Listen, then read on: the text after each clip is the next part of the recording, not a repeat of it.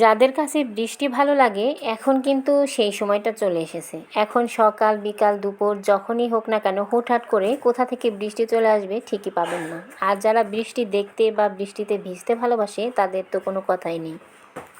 Hello everyone, আসসালামু আলাইকুম। সবাই কেমন আছেন? সবার পহেলা বৈশাখ কেমন কাটলো? আমাদের কিন্তু এই ভিডিওটা পহেলা বৈশাখের পরের দিন সকালবেলা। আর ঘুম থেকে উঠেই আমি সকালের নাস্তা বানাচ্ছিলাম। এই যে এখানে রুটি বানিয়ে নিলাম, তারপর আমি এখানে ডিম ভাজি করতেছিলাম। আসলে রুটি তেমন রেগুলার বানানো হয় না, মাঝে মধ্যে বানাই, কারণ আমাদের বাসায় যেহেতু ছোট বাচ্চা আছে, বাচ্চারা তো আর রুটি খেতে পারে না, তো ওদের জন্য আমার সকালে ভাতই করতে হয় বেশিরভাগ সময়। তো আজকে মনে হলো যে রুটি করি। সকালবেলা রুটি বানালে একটা সুবিধা, আবার অসুবিধাও আছে অনেক।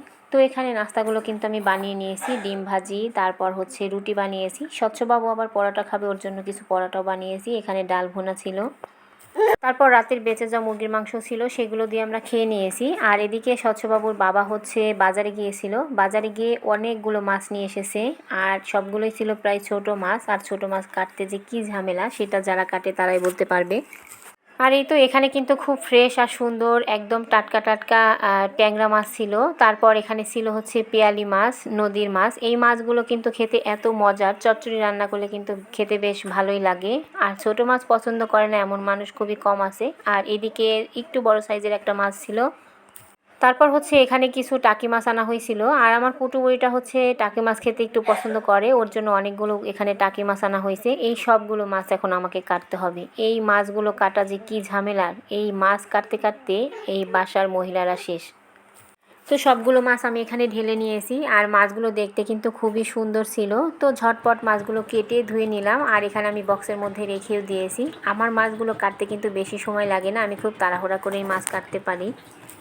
আসলে সময়ের সাথে সাথে সব মানুষই সব কাজ শিখে যায়। একদিন এই মাছের কাঁটাই ধরতে পারতাম না, আর এখন কত তাড়াহুড়া করে মাছগুলো কেটে নেই। আসলে সংসারের হালটা যদি নিজের কাঁধে এসে পড়ে তাহলে আপনা আপনি মানুষ অনেক কিছু শিখে যায়। না পারা অনেক কিছু দেখবেন আপনি অনায়াসে শিখে গেছেন, আর পারা অনেক কিছু আপনি ভুলে গেছেন। অভ্যাসের পরিবর্তন, কাজের পরিবর্তন, সব কিছুই একটা সময় পরিবর্তন হয়ে যায়। তারপর আমি এখানে আজকে সবজি দিয়ে ডিমের ঝোল রান্না করব। তো এখানে পটল, তারপর ধুন্দল, আলু, বেগুন এগুলো কেটে নিয়েছিলাম। বেশিরভাগ বাড়িতে দেখা যায় ডিমের ভুনা বা ডিমের পাতলা ঝোল এগুলো রান্না করা হয়, কিন্তু সবজি দিয়ে কিন্তু খুবই কম রান্না করা হয়। আর সবজি দিয়ে রান্না করা এই তরকারিটা খেতে কিন্তু ভীষণ মজার। তো আমি মাঝে মধ্যে রান্না করি। তো আমার ডিমের ঝোলটা রান্না হয়ে গেছে, আর এদিকে করলা ভাজি করছিলাম। আজকে অফ ক্যামেরাতে ঘরে সব কাজগুলো করে নিয়েছি, আর রান্নাবান্নাটাই আপনাদের সঙ্গে শেয়ার করলাম। আর এখানে আমি পেঁয়াজ কেটে নিয়েছিলাম, একটু কবুতরের মাংস রান্না করব। তো আজকে ডিমের ঝোল, তারপর করলা ভাজি আর কবুতরের মাংস, এটাই রান্না করব। তো মশলাটা কষিয়ে নিয়েছি। এখানে কবুতরের মাংস রান্না করব। আর কবুতরের মাংসটা আমি একটু পাতলা করে রান্না করব, কারণ পাতলা ঝোলটা অনেকেই পছন্দ করে, আবার অনেকে ভুনা করে খায়। কিন্তু কবুতরের মাংস আমার কাছে কেন যেন ভালো লাগে না। গতকালকে রাতের বেলা স্বচ্ছর বাবা 2টা কবুতর নিয়ে এসেছিল, সেটা আমি ধুয়ে তারপর কেটে পরিষ্কার করে রেখেছিলাম, সেটা এখন রান্না করে নিলাম। তো এখানে রান্নাটা প্রায় হয়ে এসেছে।